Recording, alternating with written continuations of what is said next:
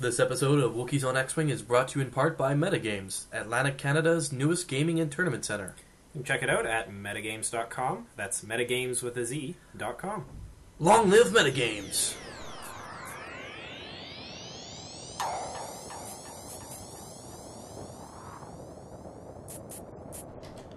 Welcome back to Wookiees on X-Wing. I'm John. And I'm Matt. And today we have another game back to the Gamezilla Fredericton Store Champions. Yep, this is our Game 4.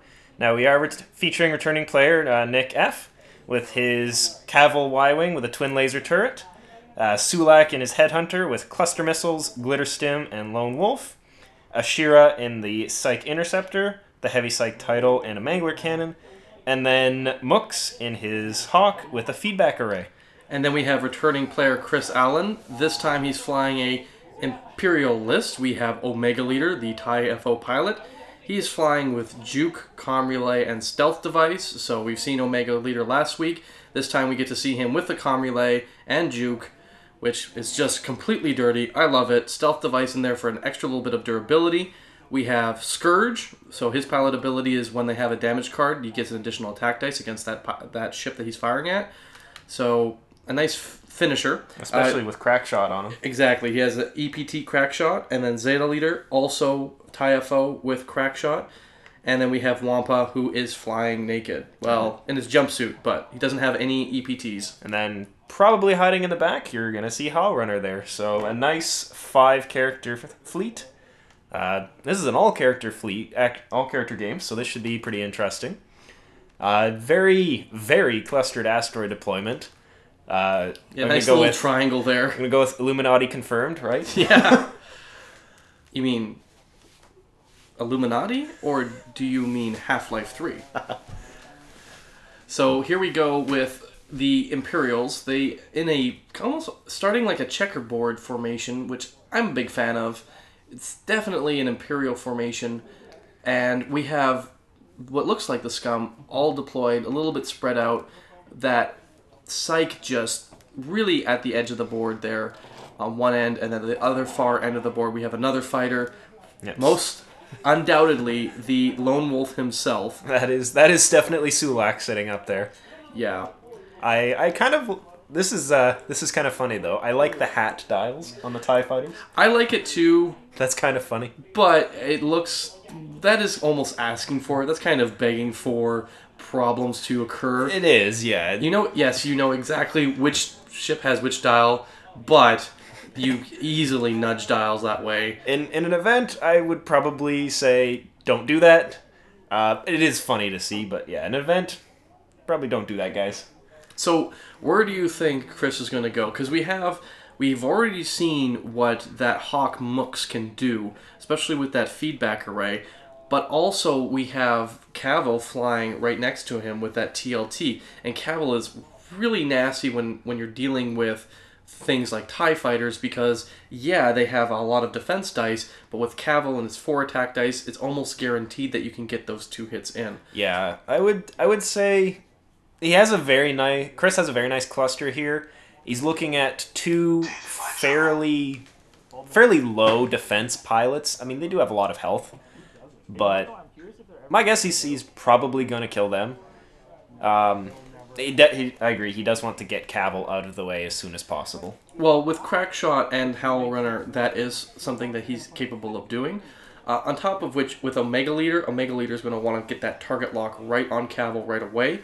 Because once that's the case, doesn't matter what Kavil rolls, unless he's getting two defense dice, pretty much he's not dodging anything that the Omega Leader is shooting at him. No. On top of which, using that TLT against Omega Leader, no dice modification whatsoever.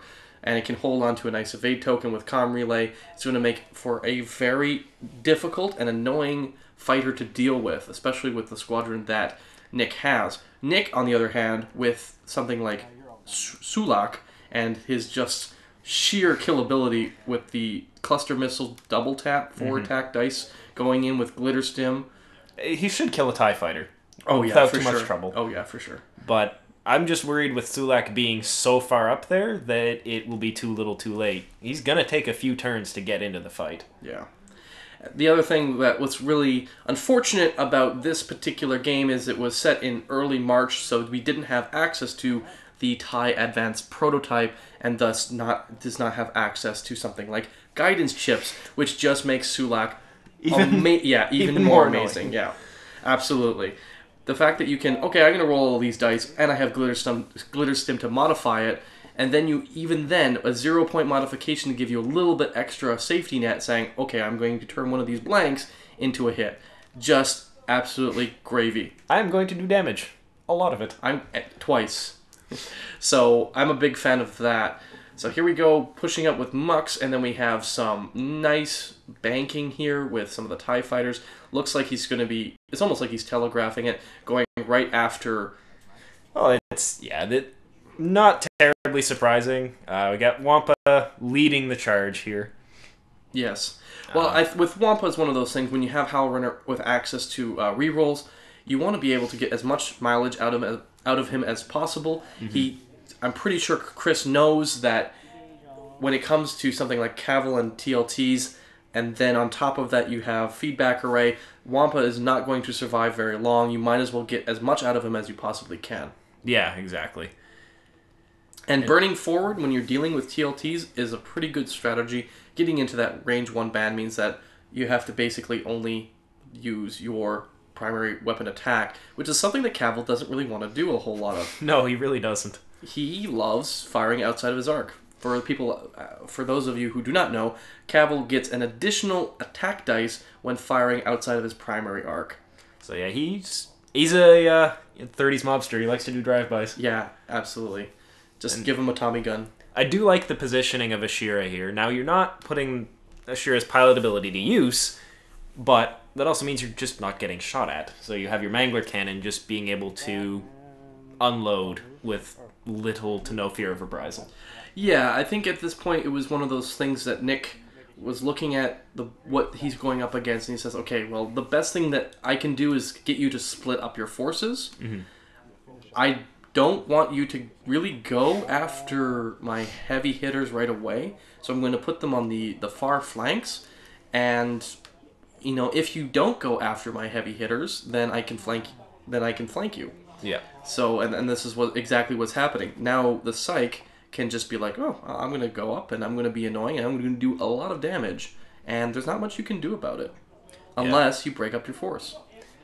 Yeah. So, and the nice thing with Nick having Mux here is he does just basically get to pick someone and go, yeah, you're going after everybody. Yeah. Especially one of those higher kind of scary pilots. You really don't want to be shooting you first. So here we have Omega Leader putting that target lock on Kavil, like I said he would. Yeah. It's obviously the best course of action for that fighter. Now, he is going to be range 3 through an asteroid. So that's a Y-Wing with 3 defense dice. But it's just going to be a roll-off. Yeah, it's a roll-off, and because he has Juke and he has an evade token from Comm Relay, I believe, or he should have, yes he does, because he has 2 actions this turn. Because of that, focus is not helping him. Not that I think he has any focus, but... Yeah. Well, yeah, Kavil has a focus on him, but he'll likely be using that when he shoots his TLT just to get the damage through. But and that's the other thing. By doing that, by having that target lock, it's almost guaranteeing that Kavil's not shooting at Omega Leader. No. Well, I wouldn't expect him to. I would, given how Ashira's placed and Mux, I would say they're probably, Nick's best bet would just be focus on a single fighter and try to kill it this turn. I think he's going to be going after Howlrunner. That would be my bet, or Wampa. But due to the fighters that Nick is flying, Wampa's not all that scary, I don't think. Yeah. So dealing with Howlrunner is probably the best course of action. Yeah. And we saw Omega Leader changing Kavil's 1 evade into a focus and ended up doing 2 damage to him. Not bad from a puny type FO. No, that was a pretty good hit. And so this is Howlrunner shooting without her modification. Yeah, she does not get to benefit from her own modification or pilot ability, unfortunately. Oh, and it looks like Kavil was okay there. He was at range 2, but still through the asteroids, so 2 defense dice. Yeah. And here we have, this is going to be Zeta Leader in the other FO. just checking the range here. We really don't... We want to avoid bumps. That looks like... If it's range 2, it only just squeaked it, but I would be impressed if it was. It looks like range 2, definitely through an asteroid. Oh, yeah. And so here's the Zeta Leader's pilot ability, stressing himself out to receive an extra attack dice.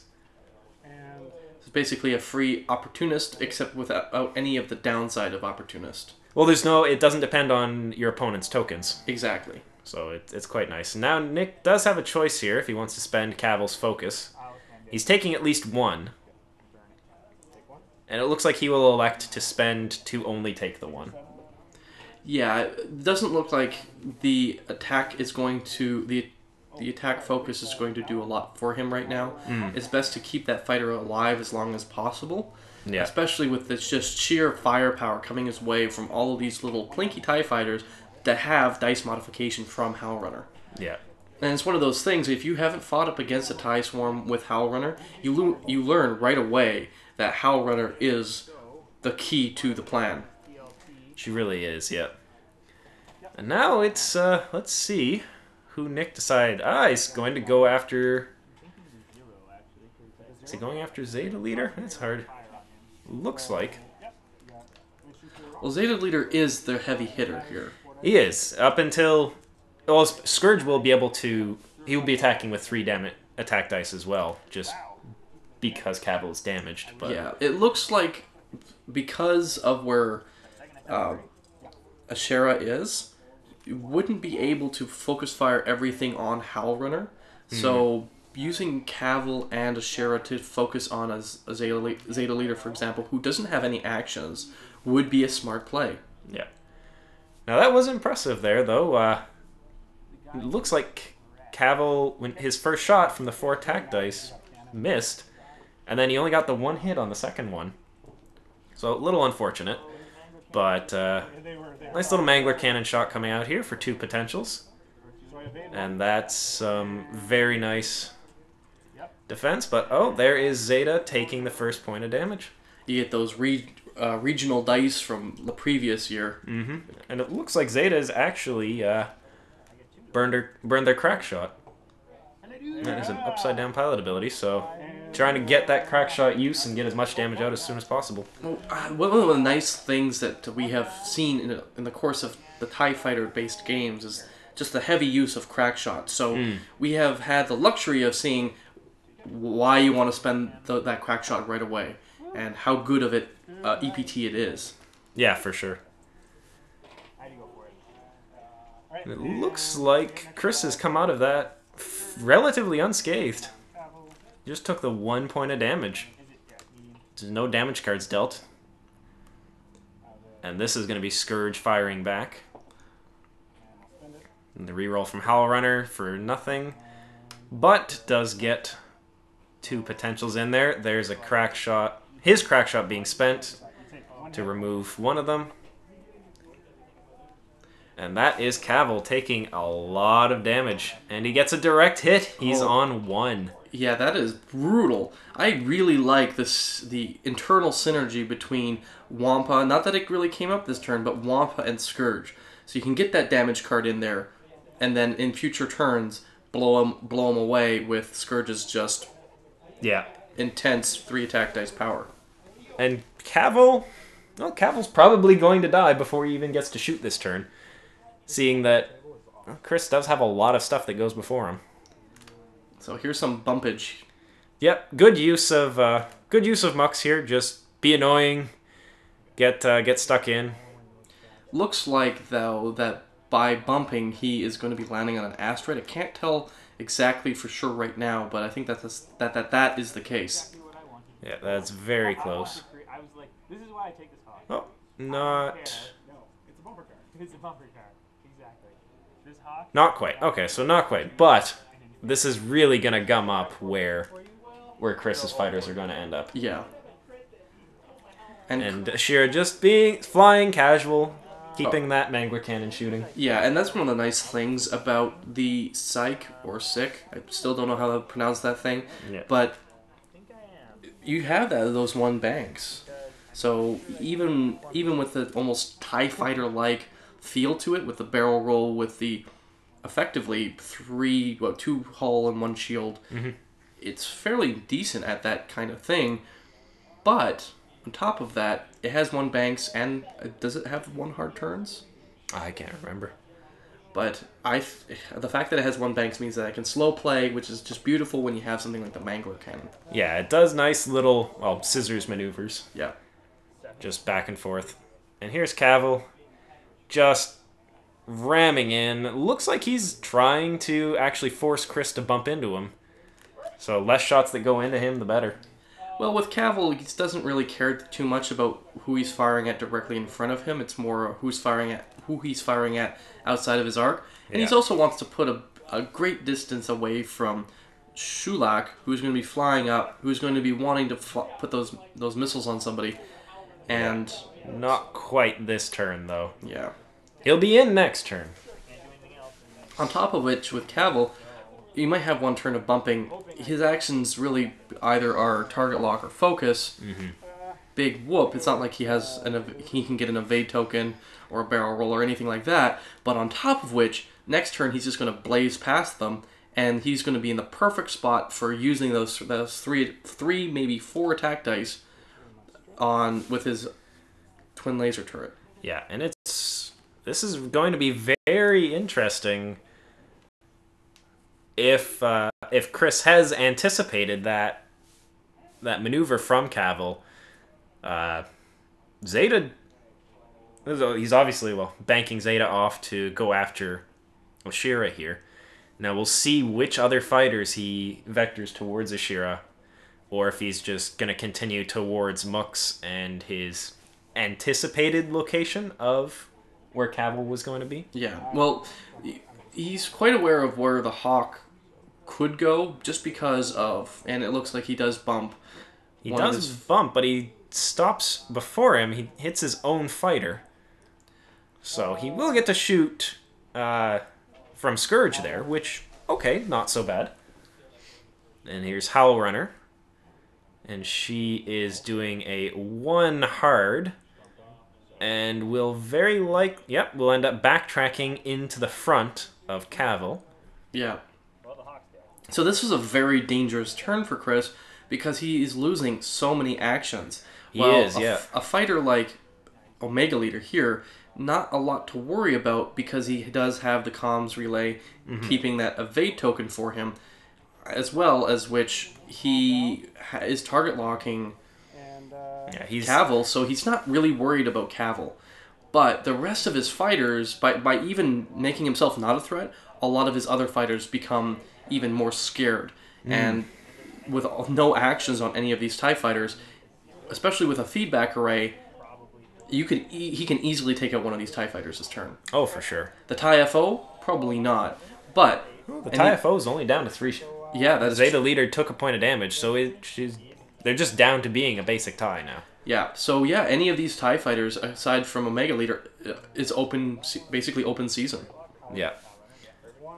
And that was Omega shooting at Suhlak for 1 potential. And Suhlak looks like... So there's the lone wolf.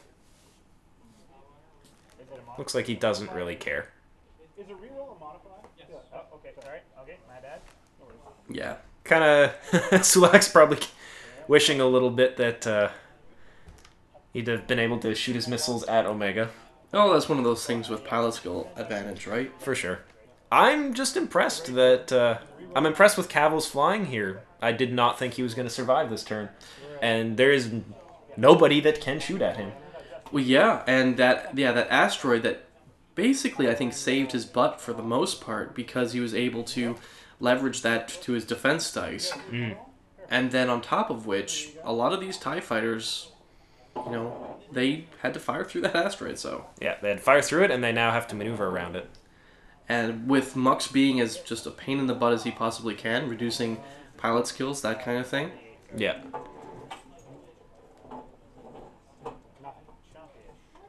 And that looks like a missed attack. So not too bad for Nick so far. And Kavil will get to shoot Zeta Leader again. Suhlak will be able to put some long-range speculative fire into Omega Leader here. Yeah. But 3 attack dice from a Headhunter is just silly. I love it. It's quite nice, and especially, well, he rolled 3 hits there, but being able to use Lone Wolf if he needed to, also not so bad. And it looks like he did force the use of the evade token. Yeah, which means that while it's easy to keep the target lock on Kavil while Kavil's still in play, you definitely making yourself more of a target from Kavil.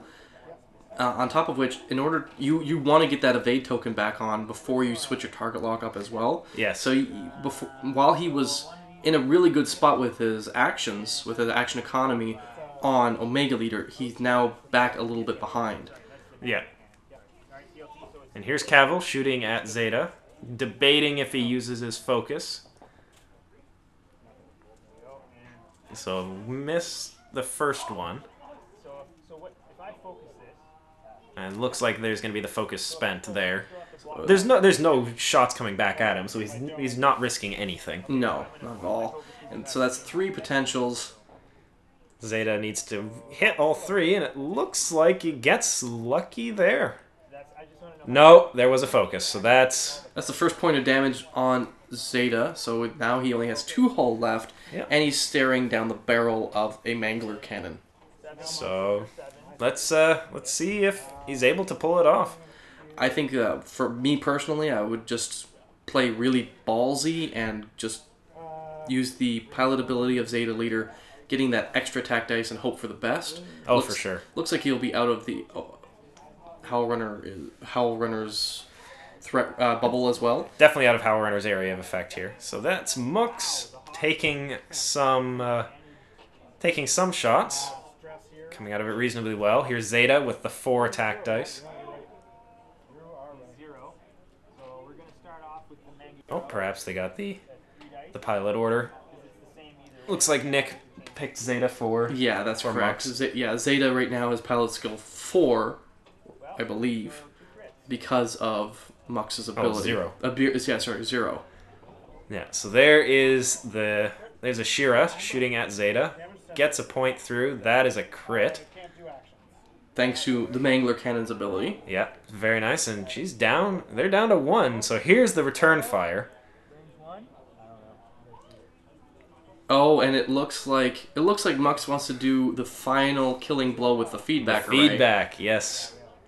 But I think he might be out. Oh, that's gonna be so close. Yeah, that is very close, and that's not the way you want your leading TIE FO, the one that basically pulls a lot of weight, to go down. Yeah, so this is a completely appropriate. Let's go. Let's get a 1 template.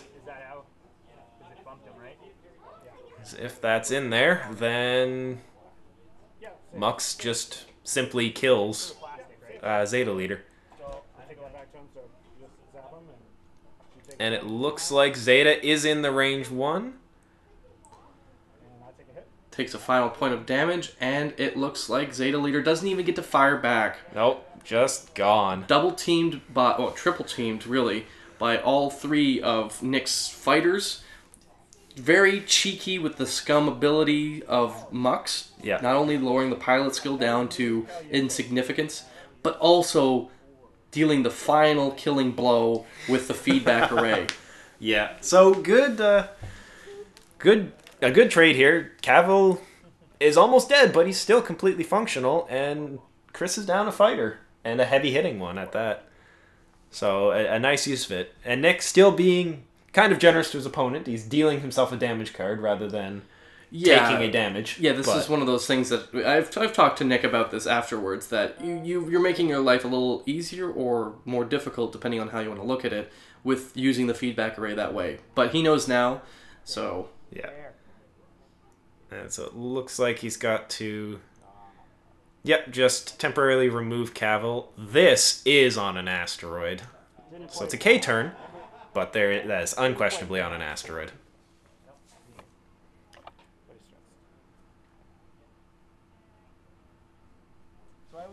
So no shots from Wampa.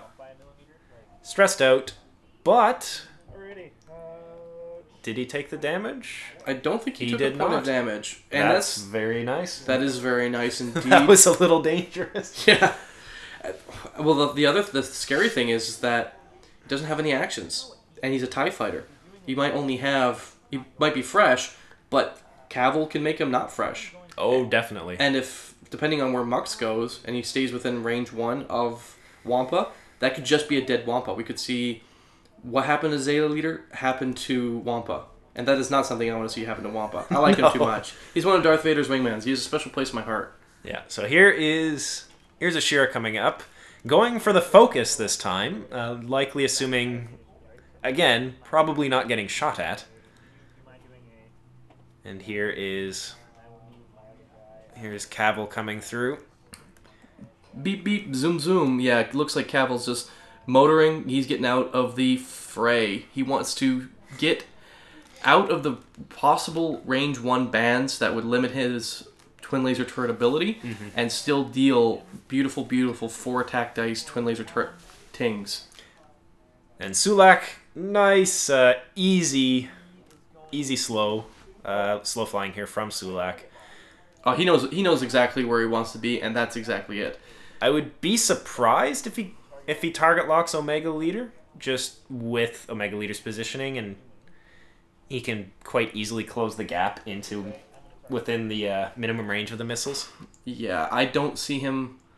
Oh. Well, he did. So, but at the same time, that is an interesting play because it's not saying, "Hey, I'm going to fire missiles at you." It's, "Hey, I could fire missiles at you. Yeah. You need to target lock me because if you don't, I will fire these missiles. Possibly, I'll fire these missiles at you, and I will fry you." Yeah.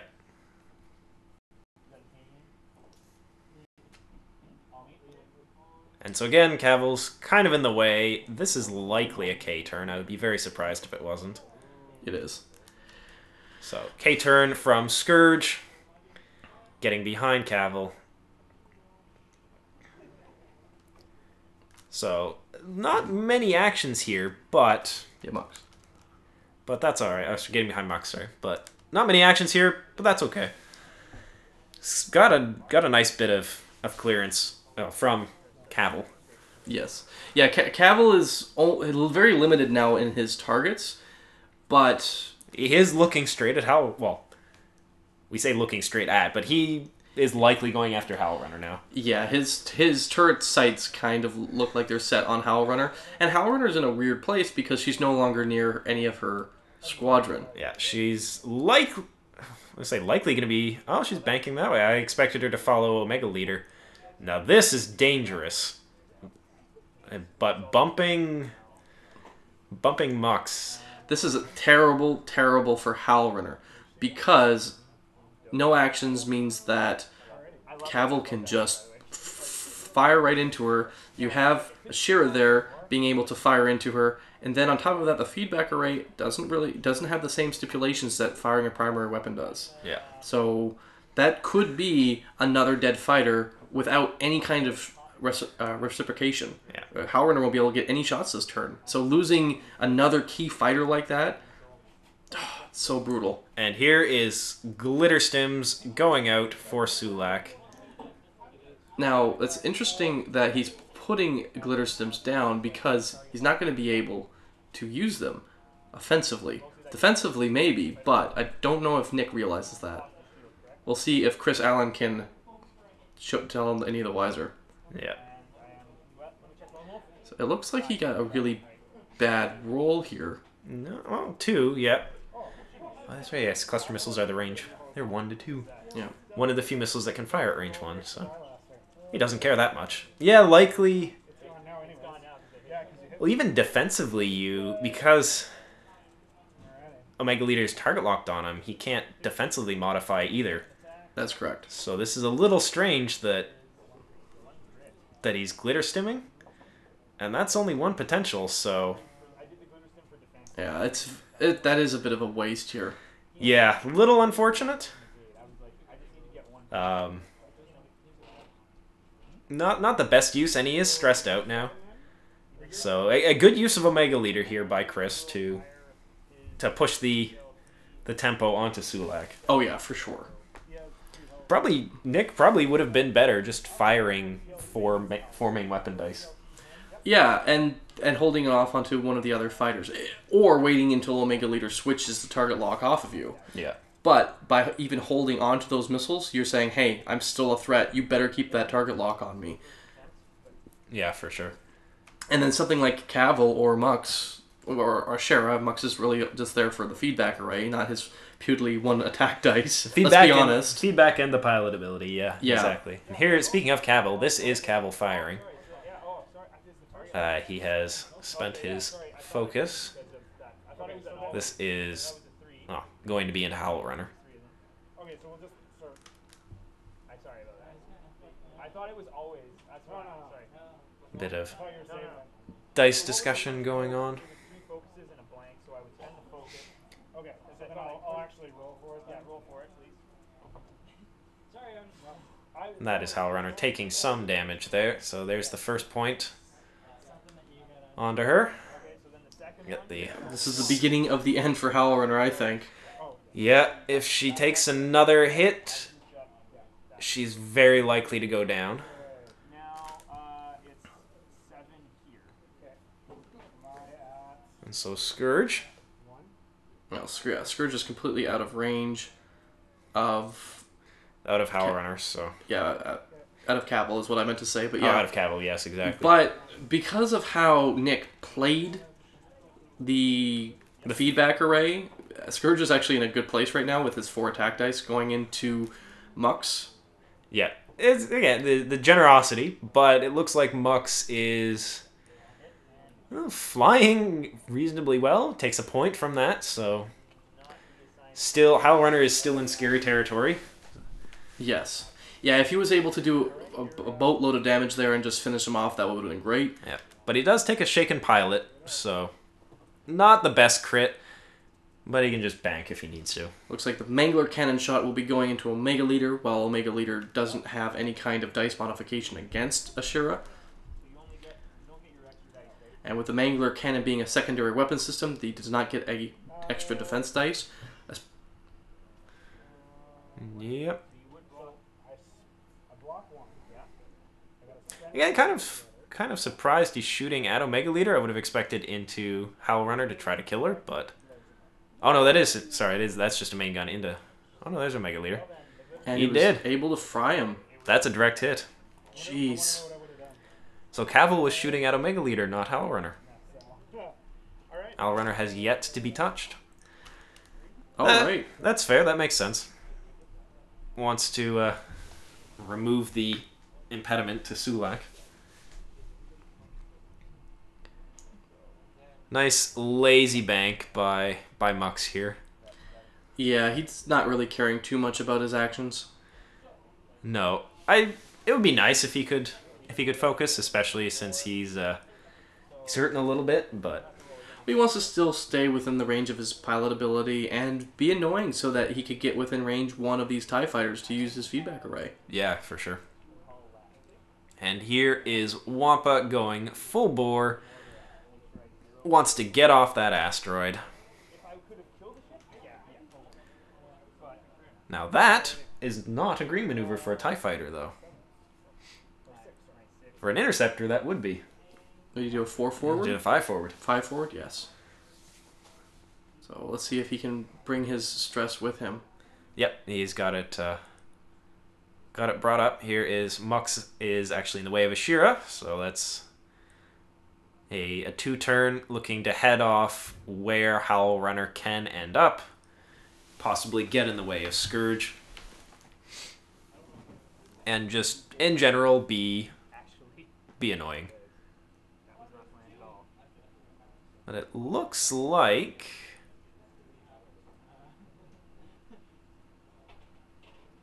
Because of Howlrunner's placement, it doesn't move. That's too funny. Well, that's unfortunate. Looks like the corner of Ashura's base just clipped Howlrunner. Backing all the way to the start. And here's Kavil keeping his distance from the fight, keeping away from... Also keeping away from Suhlak. Yes. Taking the focus.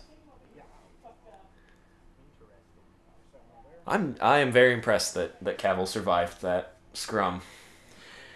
And it definitely set the tone for the rest of the combat. Ooh, that looks really close to that asteroid. That is devilishly close to that asteroid. However, it looks like he didn't quite kiss it. So another just hair's breadth out. There's been a lot... Those asteroids have really come up a lot in this game, and not as I would have expected. So let's see if Scourge does manage to get in. A does fit. That's a green maneuver. Scourge has... it's got the scent of blood. Wants to go after Mux. Mux is kind of annoying. Yeah, if he can finish off Mux, that would be the best thing for him. That pilot skill reducing ability is just hurting these ties. On top of which, that feedback array, just automatic 1 point of guaranteed damage. Yes, at a cost for sure, but the fact that he can just deliver that death blow after Kavil's peppered up one of these TIE fighters. Well, we saw how effective Kavil is already against these ties, but we can't let any of this synergy just work together anymore. Not from an Imperial perspective, anyway. No. And unsurprisingly, Nick chooses to have Mux drop Scourge's ability. Doesn't want that anywhere near him. Well, it gives him enough time to have the rest of his squadron deal with Scourge. Yes, for sure. It looks like Kavil maybe in range. He's going after Wampa. Wampa has no action, so Kavil combined with Suhlak. This could do a respectable amount of damage. And here he's forgetting his 4th attack dice on the twin laser turret. I believe that may be the crit, though. Oh. Okay. Oh, no, he doesn't have a crit. He has the direct hit. So, yes, that's an interesting. He forgot it. But that's a little strange. Because, yes, Mux has the... He has the stunned pilot. He can't bank, or he can't go forward. And checking the range 2 to see if Suhlak will benefit from his ability. He does. But he's not within range 1. No, not within range 1, but it's still 3 dice coming out. And that is a blinded pilot. Okay. So that's not what Wampa wants to get. Wampa wants to get as many shots as he possibly can out before he goes boom. He's almost like a mini Darth Vader, which is funny. Yeah. But yeah, that's not what he wants to see. Not at all. And so it looks like Nick is going to have... He may have a Shira fire at... Yep, having a Shira fire at Scourge, possibly stripping that focus off of him. So 3 attack dice from a Shira with the Mangler Cannon, meaning that if any damage goes through, it will be a crit. Yeah. At least one of them will be a crit. Exactly what I meant to say. And it looks like one is evaded. Takes a structural damage. That's not a good thing for a TIE fighter to have. Especially when a TLT is still on the table. Well, that TIE fighter's dead. He's going to die because he's going to get feedback in a second here. Oh, for sure. And there it is. There's the feedback array. Kills Scourge. And Mux lives to fight another day. Well, until next round anyway. Well, yeah, you can still use the pilot ability. And Mux, being ionized, will not move. He just stays there. Drops his ion token. And just like, hey guys, what's up? I'm real annoying. And you haven't killed me yet. Well, the fact that Chris has been forced to split his fire, he has done a ton of damage to much of the squadron that Nick has, but not enough to kill any of his fighters. So he has 2 lowly TIE fighters, one of which being Howlrunner, which is kind of confusing because he's normally the first to go. Yeah. And he just has... The odds are not in his favor. They are not. And Wampa has had to keep his stress. He has not been able to perform a green maneuver after K-turning to dump it. Yeah. And this is not good with Ashira. Not good for Wampa, anyway. Yeah, it's perfectly good for Ashira. It's perfectly good for Ashira. Now, it's going to be interesting who Mux decides to drop in pilot skill. Probably... Oh, it would be Howlrunner, because all of Nick's fighters basically will fire before Wampa They will does. fire, yeah. Wampa only being 4. Yeah. Well, he's the same pilot skill as Mux, I believe, which is why I was thinking drops 2 pilot skill 4, but I was mistaken, obviously. But, yes, so the fact that Wampa has such a low pilot skill... It is. This should be Howlrunner that gets reduced. Because you do have... Suhlak is not... He did the turn maneuver. I'm a little surprised Nick had him do a 2-turn instead of a bank. Yeah. So Suhlak's not going to be firing, but there is a Shira looking at him, and if need be, Mux... Well, he can't feedback array him, but... Or you can, but it's not really the best course of action. Yeah. Especially with the lead that Nick has right now. If I was Nick as a player, I would want to try to go for 100-0, not lose a single fighter, move on to the next round with a full 200 points in my pocket. Yeah, it's a very nice margin of victory. And here is Kavil actually shooting at Howlrunner. And that is that should be a point of damage. Oh, no, looks like she did evade it.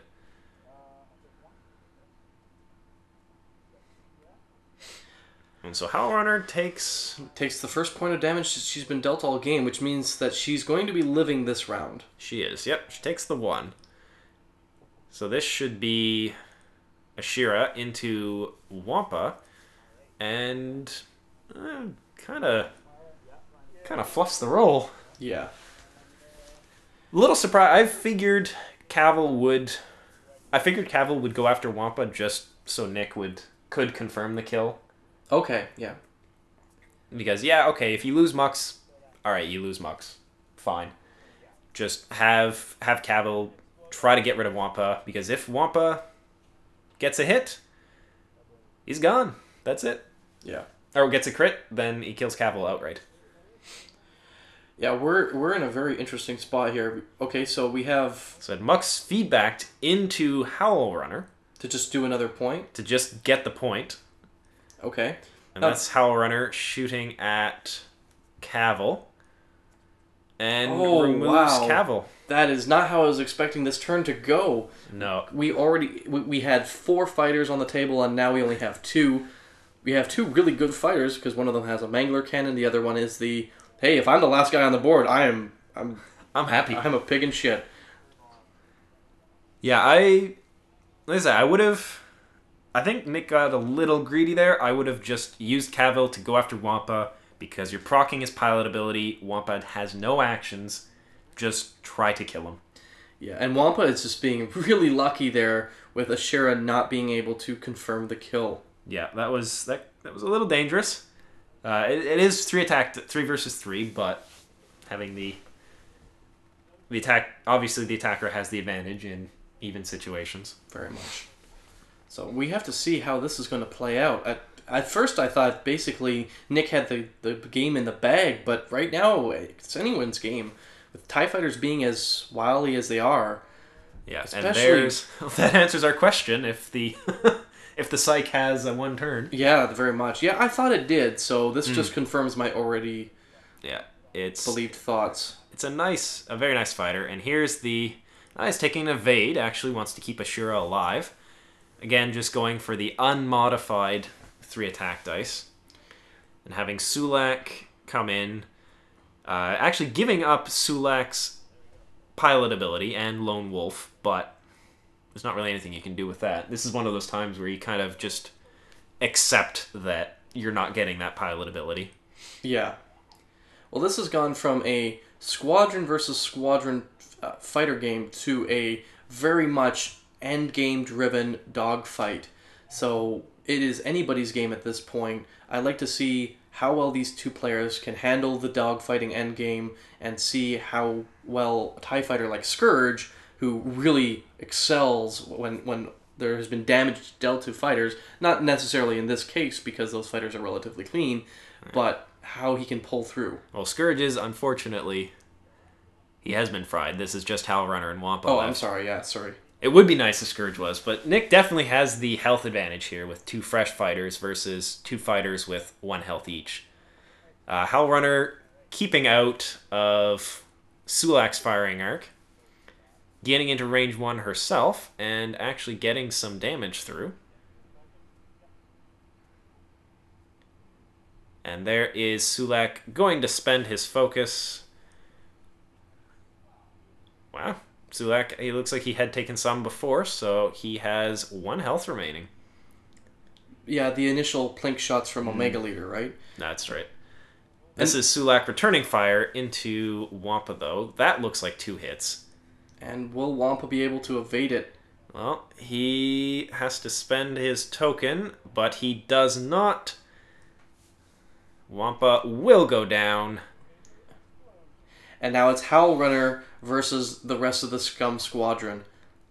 This is interesting. And yeah, I thought that it was Scourge because I'm not used to seeing Howlrunner be the last fighter on the board. No, it's strange. So there was one of the crits. It did actually chain into another crit, but just removing damage cards from the deck. And here is Ashira spinning around, and Suhlak very likely doing the same thing. Oh yes, here we go.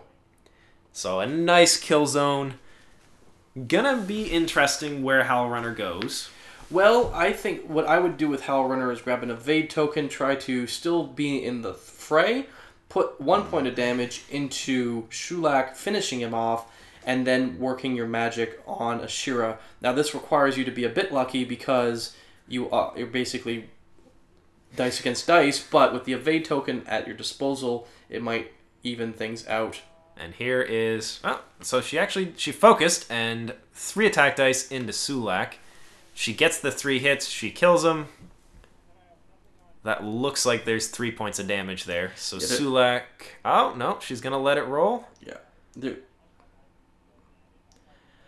But however, still goes down. Yeah, it still goes down. And with that focus...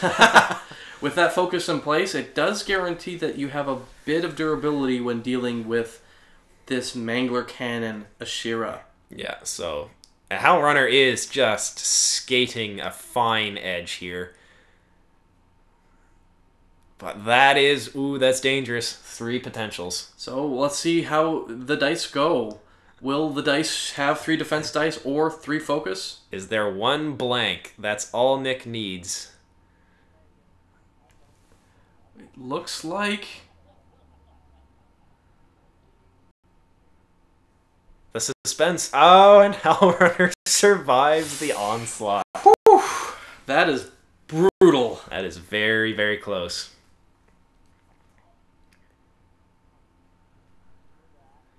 And now it really is anybody's game here, with Howlrunner being on her last toes.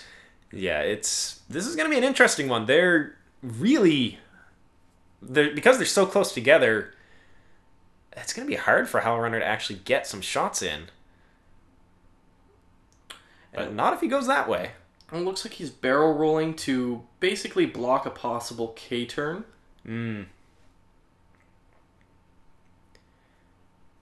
Yeah, Chris has shown his, very, very much willingness to pull K-turns. And this is a bump. Yeah, it looks like Nick just perfectly... Very good guess. Called it. That was a very good guess there. And so a K-turn of his own. Now we'll see if Chris anticipated that. Now Howlrunner is not going to be able to get out of arc of this. No. So it really is going to come down to how the dice play out. And they're both stressed. Neither has any modification here. So let's see. But Howlrunner only has the one hull remaining. The Scyk doesn't care about her one hit. And Nick gets the 3 potentials. There's a blank, and that's Howlrunner gone. All right, guys. Our initial thoughts are going to, or our closing thoughts are going to come after a little message from our sponsors. Hey Matt, did you know that Atlantic Canada has a new gaming and tournament center in downtown Fredericton? Yes, John, I did actually. I'll tell you what, I'd do even better. Check out the website yet. You can go on there, order X-Wing stuff online, get it shipped to you anywhere in New Brunswick or Nova Scotia. You've even got more locations to come soon. It's MetaGameZ.com, you should have a look. So you're telling me that I can go online and order a bunch of T70s for the integrated astromech and it's going to get shipped right to my door? Yeah, and once you got them, come on down Monday night. It's our free play night. Come in, meet all sorts of interesting people, nice big open play space. It's a really relaxing time. You should check it out. That sounds awesome. What's the website again? It's MetaGameZ.com, so MetaGames with a Z on the end of it. Long live MetaGames! All right. Well, welcome back. That was a very nice game. I really liked seeing 2 fleets full of characters. Nick, he definitely, I think he had the advantage for a lot of that game. He really pushed the tempo, made Chris react to him. Oh yeah, for sure. He dictated how the game was played, and he used the battlefield to his advantage on top of that. He deployed well, the asteroids came to his advantage, not his opponent's, and he used the internal synergies that he developed with his squadron building to his advantage. Yeah. You saw how Mux worked together with Ashira, you saw how Mux worked together with the other fighters, and then on top of that, you had Suhlak just doing whatever he wanted to do, and it worked out for him. Now, Suhlak did bite the dust in the end, but for the most part, Ashira was completely unscathed and was able to finish off, in the dogfighting endgame, was able to finish off Howlrunner, yep. Which is, I've never seen Howlrunner live to the endgame, and as a pilot skill 8 TIE fighter, works extremely well there.